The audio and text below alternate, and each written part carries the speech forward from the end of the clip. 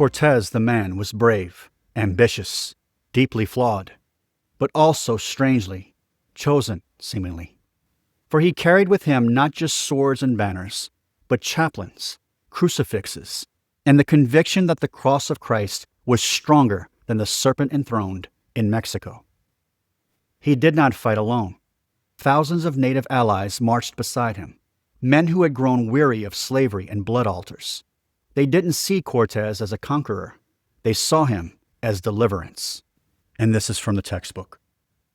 Once the colonization of the Indies was well underway, King Charles I dispatched a great Spanish general in 1519 to conquer the vast Aztec Empire of Mexico. Hernán Cortés was already an owner of a Spanish land grant in Cuba, and at the king's command gathered a small force of cannons, muskets, and men. He had only a little over 500 men. True to the Spanish spirit, his goal was to open the door to the conversion of the pagans by taking conquest of their lands. On his battle standard was written, "Brothers and comrades, let us follow the sign of the Holy Cross in true faith, for under this sign we shall conquer." Even the Protestant historian Prescott has this to say about Cortés. The conversion of the heathen was a predominant motive with Cortés and his expedition. It was not an idle boast. He would have sacrificed his life for it at any time, and more than once, by his indiscreet zeal, he actually did place his life and the success of enterprise in jeopardy. Cortés arrived on the coast of what is today Mexico and left a small garrison on the east coast of the mainland. He then burned his own ships to give him and his men no means of escape. He proceeded inland with only 300 troops. Perhaps it was no coincidence that he landed in the region of Montezuma, the Emperor of Mexico, on Good Friday, 1519. For according to one of the Aztecs' prophecies, they had long been aware that on this very date, the great blank, one of their former kings, would come again from the east to rule. Thus, many of the Indians thought Cortés was their returning king. The life of the Aztecs was in some ways advanced, but in some ways it was also quite horrible. Their dating system was exceedingly accurate, and they developed an irrigation system for their corn, a vegetable unknown to Europe. However, they were most infamous for human sacrifice and cannibalism. They would make war on neighboring Indian tribes for the sake of procuring sacrificial victims in order to appease their gods.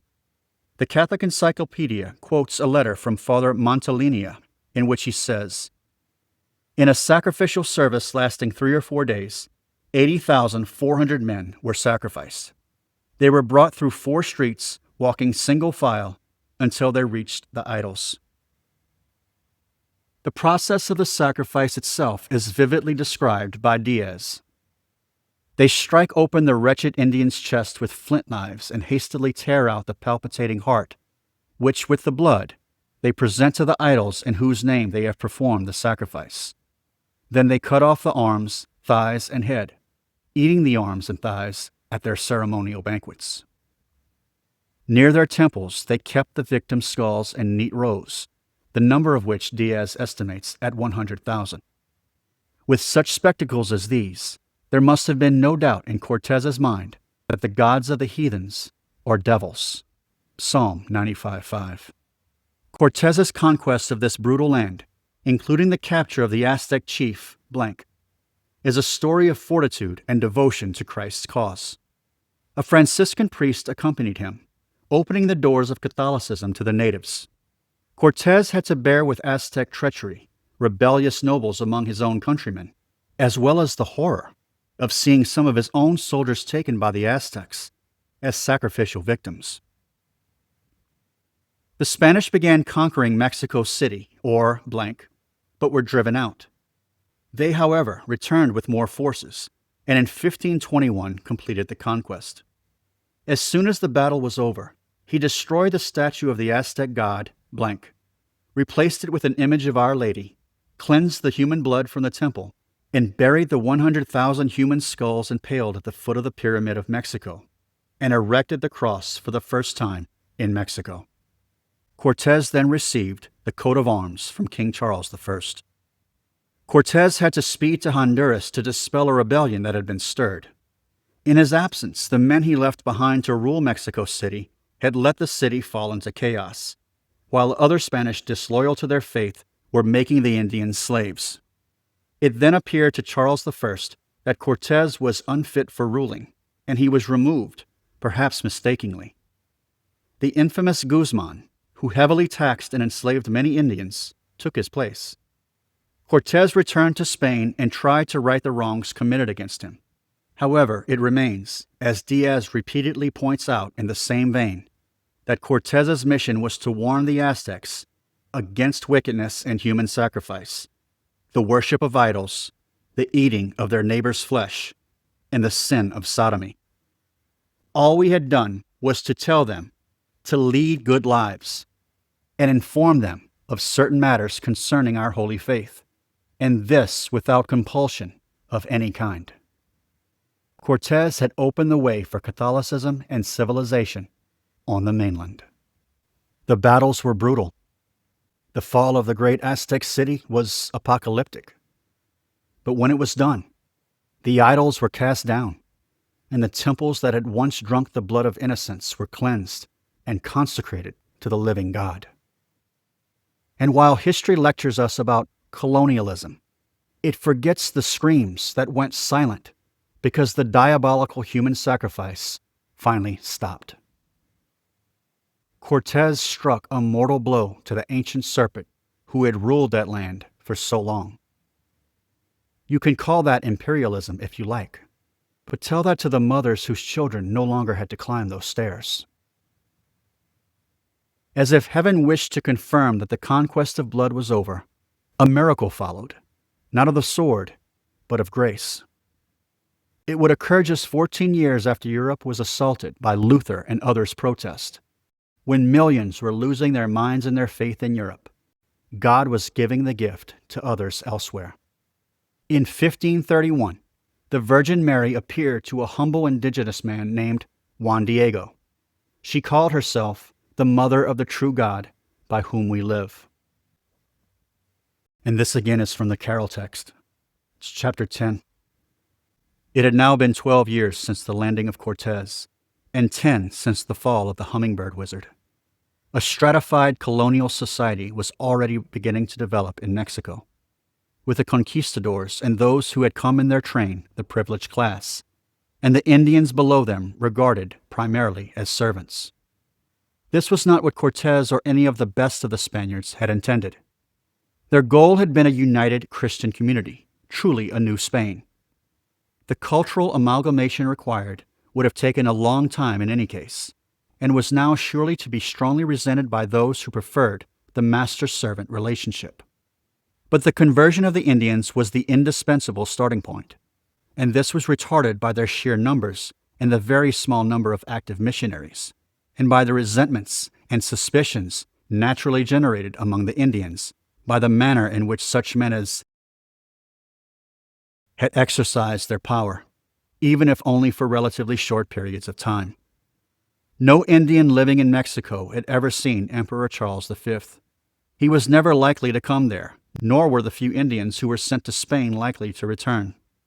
They did not really understand who Emperor Charles was, the unique office he held as both King of Spain and temporal head of Christendom. They had no particular reason to trust him. There is overwhelming evidence of their trust in and even love for Cortés, whom they still called. But the manner in which he had been treated by the Spanish authorities, even if there might be some good reasons for it, was hardly likely to promote confidence in those authorities among the Indians. Furthermore, it must never be forgotten how their world had been shattered. It had been a fantastically evil world, but that was not the fault of the Indian poor. They had been its victims, not its creators. It was all they had known. Liberated from its evil, they were left floating, no longer Aztecs, but not Spaniards either. I'll say as an aside, that sounds a lot like the Israelites in the Old Testament being freed from Egypt. That's why they grumbled. That's why they moaned in the desert. They weren't slaves in Egypt anymore, but they certainly weren't in the promised land as Moses had promised. And so this period of limbo we'll call it, was very awkward and probably very frustrating for them. Continuing the text, they needed a whole new ground for their lives. If that ground were to be Christianity, as Fray Martin of Valencia and Fray Toribio Matalinia and Bishop Zumarraga and their companions so ardently desired, it must become part of them, their faith, not only or primarily the faith of their conquerors. Let that sink in. It had to be them. It had to be theirs.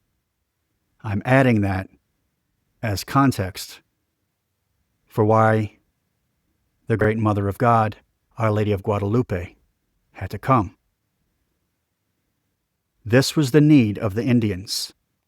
As for the Spaniards, those who were beginning to forget needed to be reminded that the real crushers of Satan are not fallen men, but the perfect God and his sinless mother, and that they care for all men equally without distinction of race or culture. In a word, it was time for Juan Diego to receive his visitor. The Blessed Mother's image, miraculously imprinted on Juan Diego's tilma, still defies time and science. She appeared not as a European queen, but as a woman of the indigenous, bridging the worlds that had clashed. Her eyes reflected mercy, not conquest. Her hands were folded in prayer. Her mantle shone with stars. Her feet were crushing the serpent. And in less than a decade, millions upon millions, upwards of 8 or 9 million, souls converted to Christ. The idols fell silent. The sacrifices ceased. The altars were transformed. Here is a video on that miracle from VaticanCatholic.com.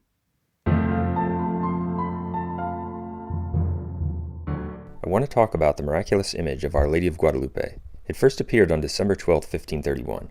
According to the account, an Indian named Juan Diego had been visited by the Virgin Mary numerous times. She told him to go to the bishop so that a chapel could be built. But the bishop did not believe Juan. The bishop asked Juan to tell the lady to give a sign as a proof that it was truly the Mother of God who had appeared. In response, the Virgin told Juan to gather some roses in his tilma and present them to the bishop. As he did so, the roses fell to the floor, and the image of Guadalupe was miraculously imprinted on his tilma. It still exists to this day, 481 years later, and it can be visited in Mexico. The first miraculous aspect of the image that I want to discuss concerns the lack of an undersketch or an underdrawing. Infrared photography has demonstrated that there is no undersketching or underdrawing on the image of Guadalupe. That is miraculous because, as Dr. Philip Callahan, a research biophysicist from the University of Florida, explains, quote, "It's inconceivable that an artist in the 16th century would paint a portrait without first doing a drawing on it," end quote. Making an undersketch prior to painting a portrait goes back to antiquity. Thus, the fact that we have such an exquisite image, with such precise details and features, and that it appears on a rough cactus fiber, is inexplicable when we consider that there is no undersketch. The next miraculous aspect of the image of Guadalupe that I want to discuss concerns its endurance. The tilma is made of a rough cactus fiber, as I said. This kind of cloth normally disintegrates in 15 to 30 years. But the image of Guadalupe has now remained for 481 years with no fading or even hairline cracking of the face or the main image. That is miraculous. This is even more astonishing when we consider that the image was subject to candle smoke for many years, which would speed up the process of deterioration. Indeed, attempts to make imitation copies of the image have failed. Quote, one famous example concerns a well-known anti-apparitionist named Jose Ignacio Bartolash. In order to try to disprove the miraculous nature of the image, he had an exact copy made on the same burlap-type material, and he hung it with great fanfare in the chapel built on the site of Our Lady's final appearance. But after 7 short years, the painting was so unsightly and discolored that on June 8, 1796, it was quietly moved to the sacristy. That's quoted in Brother Herbert Lee's Mother for a New World, Our Lady of Guadalupe, page 394. That means that attempts to reproduce the image have failed miserably. Concerning the miraculous endurance of the image, the following quote is of interest. I mentioned Dr. Philip Callahan earlier. He points out that, quote, the mantle is of a dark turquoise blue. This presents an inexplicable phenomenon because all such pigments are known to be subject to considerable fading with time, especially in hot climates. The Indian Mayan blue wall paintings are already badly faded. The blue mantle on the tilma of Guadalupe, however, is bright enough to have been laid last week, end quote. So the colors are miraculously fresh and bright. There's also the amazing fact that in 1778, a considerable amount of nitric acid was spilled on the image of Guadalupe. The workman fled in terror, expecting to have seriously damaged his country's most treasured possession, but to everyone's astonishment only slight stains appeared, which can still be seen in the upper right corner. That's quoted in Janet Barber, The Tilma and Its Miraculous Image, a handbook on Guadalupe, pages 61 to 62. There's also the fact that in 1921, a bomb was concealed in some flowers that were placed on the altar under the image of Guadalupe. The bomb went off and severely damaged a crucifix, but the glass that contains the image of Guadalupe miraculously was not even damaged. The next miraculous aspect of the image that I want to discuss concerns the stars. Some people have concluded that the stars, as well as the sunburst and the moon, are add-ons and that the original image was simpler.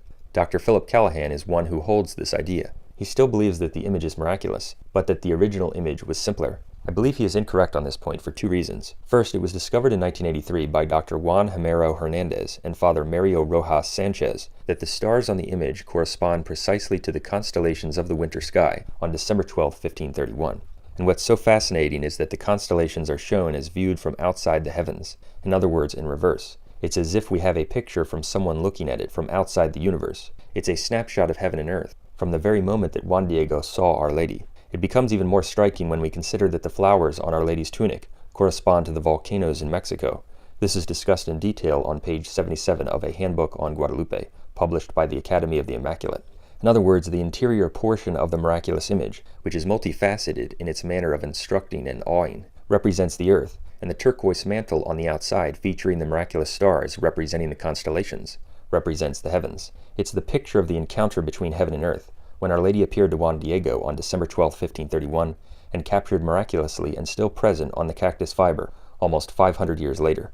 But what's even more amazing is that the stars appear only on the mantle of the image, and not on the tunic. And as I said, the stars that appear correspond to the constellations in the sky on the day of December 12, 1531.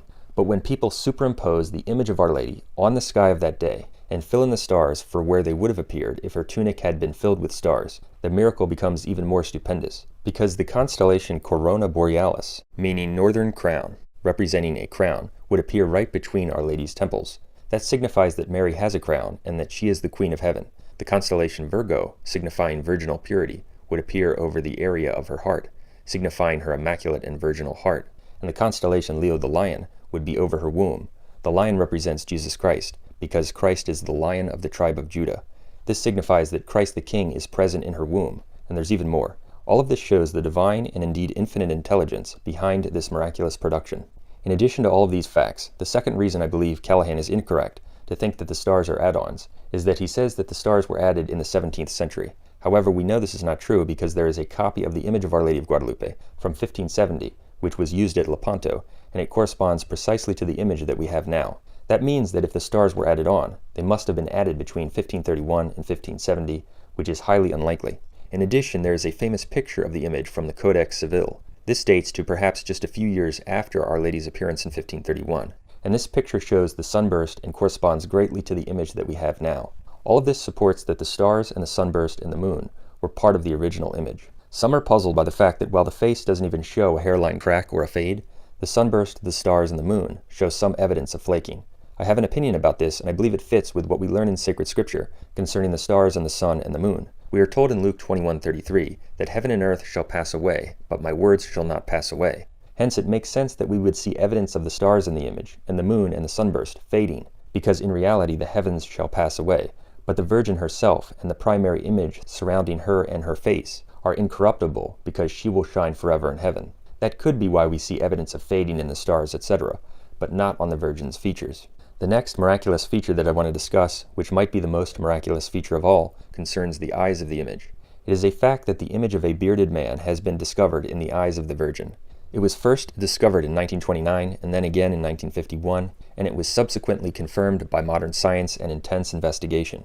The image of the bearded man with a full head of hair corresponds to pictures of Juan Diego, the Indian who originally saw Our Lady. In other words, the image of Juan Diego is microscopically captured in the Virgin's eye. Of course, no human painter could have ever conceived the need to put microscopic images of Juan Diego in the eyes of the Virgin so that they would later be discovered by the advances in modern science. And it is simply impossible for any human painter to have pulled it off because the images are simply too small to paint. And the presence of these images in the eyes is all the more amazing because the images correspond exactly to what happens in a human eye when it sees something. Jody Brandt Smith, who studied the image of Guadalupe along with Dr. Callahan, is a non-Catholic. He explains, quote, "Before I could understand the importance of his discovery, I needed to learn something about the physiology of the human eye, in particular what is called the Purkinje-Sanson principle. In its simplest form, the Purkinje-Sanson law states that whenever we see any object, the object is reflected in each eye, not once, but in 3 different places. This threefold reflection is caused by the curvature of the eye's cornea. 2 of the reflections are always right side up, and 1 is always upside down," end quote. That's quoted in Thomas Sennett's book, Not Made by Hands, page 58. The reflections of Juan Diego in the Virgin's eye correspond precisely to the Purkinje-Sanson law. Multiple reflections are found exactly as they would be found in a human eye that sees a person. In fact, the Purkinje-Sanson law shows that when a human being sees something, because of the differing angles of the curvature of the cornea, the various reflected images are apparently distorted in a varying degree, and in the images within the eye of the Virgin of Guadalupe, quote, "There is a perfect collocation in agreement with this principle, the distortion of the figures even concurring with the predicted curvature of the cornea," end quote. That is to say, the images appear exactly as we would expect them to appear in a human eye. That means that what we have in the image of Guadalupe, still fresh today on the rough cactus fiber, is the visual reproduction of that heavenly encounter in 1531. And this is true on many levels. Not only does the image miraculously capture what Juan Diego saw, it captures his vision of the Virgin and the meeting of heaven and earth, with the stars as they appeared in the heavens on that day, but also in the microscopic recesses of the Virgin's eye. This unspeakably amazing image captures exactly what the Virgin saw, just as it would have been captured in your eye if you saw another person in your room.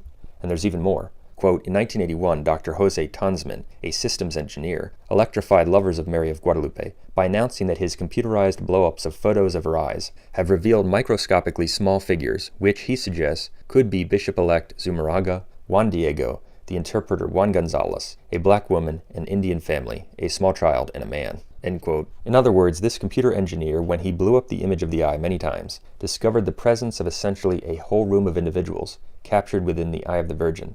Quote, "Dr. Escalante Padilla, a surgical ophthalmologist, considers these reflections to belong to the type which have been described by Schoening on the back surface of the cornea and by Vaught and Hess at the center of the lens. Such reflections are very difficult to detect. Dr. Escalante has also reported the discovery of small veins on both of the eyelids of the image. In the 1970s, a Japanese optician who was examining the eyes fainted. When he recovered, he said that the eyes were alive and looking at him." End quote. Janet Barber, Latest Scientific Findings on the Images in the Eye, a Handbook on Guadalupe, page 90. So, this Japanese optician fainted because he thought that the eyes were human and looking at him. We have numerous people captured microscopically in the recesses of the image of the eye. This is undeniable proof that the image is miraculous. Only God could have done this. Moreover, quote, "Ophthalmologists have testified that even though they are opaque, both eyes in the image show depth and become filled with light when the ophthalmoscope's light is trained into them. They have asserted that it would be impossible to produce with paint such perfectly placed reflections in eyes offering so little space with the Virgin looking down and on such rough material as the tilma," end quote. That's from the same source just quoted. The scientific findings about the eyes of the image leave no doubt that the image is of divine origin, and it was created by God to leave the world with a priceless gift, a picture of that encounter between the Mother of God and Juan Diego. The next miraculous aspect that I want to discuss concerns the face of Our Lady. It's remarkable that at one distance Our Lady appears to be a Native American, but at another distance she appears to be of lighter skin and in fact of European descent. This miraculous feature is meant to show the unity of the two peoples, who were then coming together as one in the true faith of Christ, in the new nation that had just uprooted the diabolical Aztec culture. In fact, Dr. Philip Callahan explains that the image achieves this effect of appearing to be different colors at different distances, only by a miraculous feature that we see in nature. He says, quote, "At a distance of 6 or 7 feet, the skin tone becomes what might best be termed Indian olive, gray-green in tone. It appears somehow the gray and caked-looking white pigment of the face and hands combines with the rough surface of the unsized hue. Such a technique would be an impossible accomplishment in human hands. It often occurs in nature, however, in the coloring of the bird feathers and butterfly scales, and on the elytra of brightly colored beetles," end quote. So what he's saying is that the miraculous feature of a change in color at different distances is something we see in nature on beetles and in bird feathers and on butterfly scales, and that it occurs on the tilma in a miraculous way. The pigment combines with the rough surface of the cloth to give it a different effect, yet it is still beautiful and delicate at every distance. This is simply a miracle, and no human artist could have ever accomplished this effect. It was fashioned by God, just as the butterfly scales are. The next miraculous feature that I want to mention concerns the temperature. It's remarkable that no matter what the surrounding temperature is, the image itself remains at an even 36.5 degrees Celsius or 98.6 degrees Fahrenheit, the normal human body temperature. That's quoted in Janet Barber, The Tilma and Its Miraculous Image. As a result of the miraculous image, 8 to 9 million people were baptized into the Catholic faith in the years following her appearance in 1531. It's also worth mentioning that Martin Luther, who by his rebellion against the Catholic Church and his creation of a new kind of false Christianity, spawned countless sects which tore 5 million people from the Catholic Church, was born in 1483. Hernán Cortés was born 2 years later in 1485. Hernán Cortés was the man who overthrew the Aztec Empire, making the miraculous conversion of the millions, which was facilitated by the image of Guadalupe, possible. The most significant events in Luther's life were occurring at about the exact same time that Hernán Cortés was accomplishing the overthrow of the Aztec Empire. It's almost as if at the very moment that millions in Europe were being torn from the true church, God was arranging it so that twice as many in the New World were being brought into it. The image of Guadalupe is one of the most prodigious miracles in human history. Perhaps God gave it to Mexico because the Aztec Empire was arguably the most wicked culture in human history. He wanted to counteract that level of evil with something of even greater good. The image testifies to the truth of the Catholic faith, because in her message Our Lady directed people to the bishop of the Catholic Church at the time and to the traditional Catholic faith. Let those who seek the truth, and those who love the truth, and those who love the Christ, embrace this message and the one true faith of Jesus Christ, the Catholic faith. Another miraculous aspect of the image of Guadalupe concerns the reading of the image. Quote, "The Indians saw something in the image of Our Lady that the Spaniards did not comprehend. In that period the Indians did their writing in hieroglyphics, so to them the image was a hieroglyphic letter. The fact that the natives read the image is most important in understanding the purpose of Our Lady's apparitions. To the Indians, the image depicted a beautiful lady standing in front of the sun, a sign to them that she was greater than the sun god, Huitzilopochtli, whom they worshipped. The crescent or the moon beneath her feet showed that their moon god, Tezcatlipoca, was less than nothing, since she was standing on it. The stars they thought so much of were only a part or a portion of her mantle. At her throat was a brooch with a small black cross in the center, reminding them that this was the emblem of the Spanish friars, and that there was one greater than she." End quote. That comes from Father Harold Rom, Am I Not Here, page 56. As we can see, the intelligence that constructed the miraculous image of Guadalupe, which conveyed exactly the message that the Indians needed to hear and to see, to bury their false notions about God and their idolatrous practices, is infinite and beyond anything humans can imagine. Reading the image caused millions of Indians to put away their idols and convert to the Catholic faith.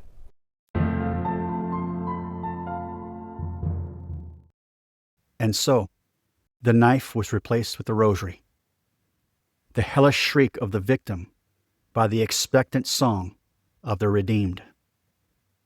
No empire on earth, neither Rome nor Spain, has ever witnessed such a tidal wave of conversion.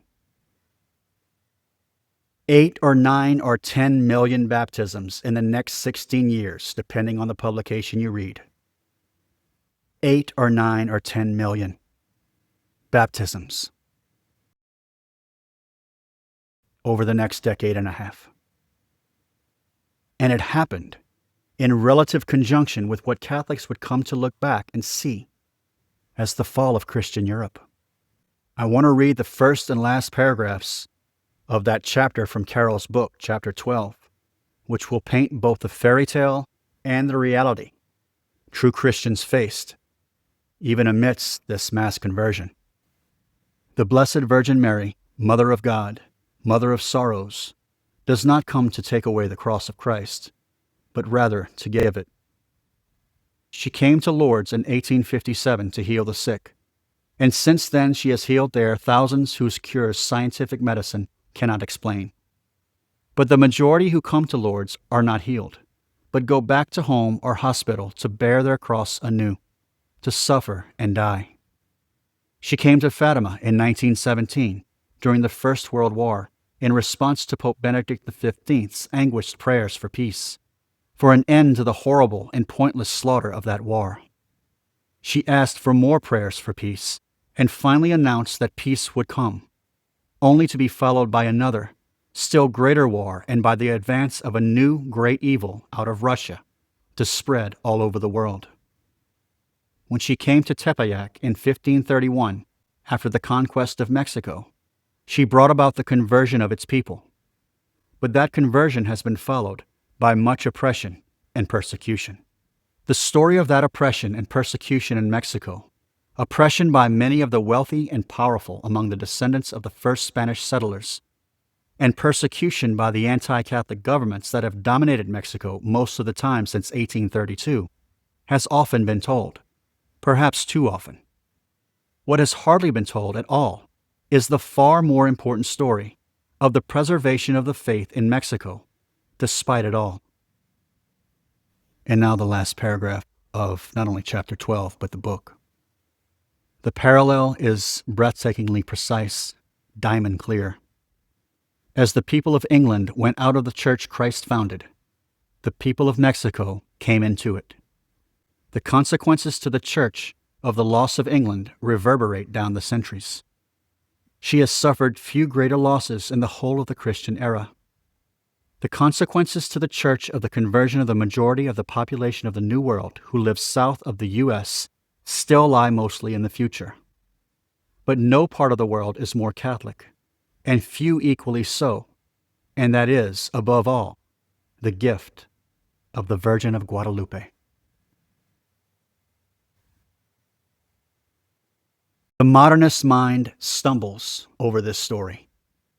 It wants to flatten it into slogans: colonialism, cultural suppression, Eurocentrism, because modern man cannot comprehend sacred conquest. One of the biggest reasons for this are a couple, are the printing press and what colonization was occurring to the north with the Puritans, the Protestants, who hated Catholics. Modern man cannot recognize the demonic anymore because he has baptized it with psychological terms. He would call what happened with the Aztecs and human sacrifice cultural relativism or ritual symbolism. But the blood on the floor still cries out. The modernist cannot imagine that love might drive men to sail into the unknown for souls. He cannot grasp that the cross was carried not to dominate, but to deliver. He cannot fathom a world where conversion was seen as mercy, not oppression. He cannot fathom a world that took seriously Christ's command to spread the gospel. He cannot fathom that the world exists still today, not as a sterile, simple, linear follow-up to history, but as a mirror. That's because modern man worships a new pantheon: tolerance, progress, and self. It often must justify Luther's revolution by besmirching Catholic evangelization, which was simply Christian evangelization, not to mention a war for Christ, for centuries against the Antichrist infidels. Protestants today would be wise to realize that without original Christianity, Catholicism, they wouldn't even be Christian. But all of that has been memory-holed, lied about, changed. And it has been easy to do that when the enemies to Catholicism control the printing press, the publishers, the words themselves. It's all Antichrist. It's all the same men who killed Christ. It's all the same seed from Genesis. But there is a seed that is greater. For with prayer and courage, a people can be saved. Deliverance can and does come, often through unlikely instruments, through warriors and saints. Our Lady of Guadalupe didn't appear by coincidence. She came to claim what her Son had already redeemed. Open that Bible and read about the Gideon 300 in the Old Testament. God writes history with crooked lines, but he never stops writing. The pattern is always the same. A people enslaved by fear, a handful who refuse to be bystanders, and heaven intervening when all seems lost. It was true in the Bible. It's been true so many times throughout history. And in 1487, the world stood divided between two altars, two loves, two cities, two seeds. Today, it still does. One offers truth, the other tolerance. One offers repentance, the other indulgence without forgiveness. One calls for sacrifice of self. The other demands sacrifice of others. History isn't repeating itself. it's revealing itself. And the same cosmic drama still plays out in every age. And every age must choose.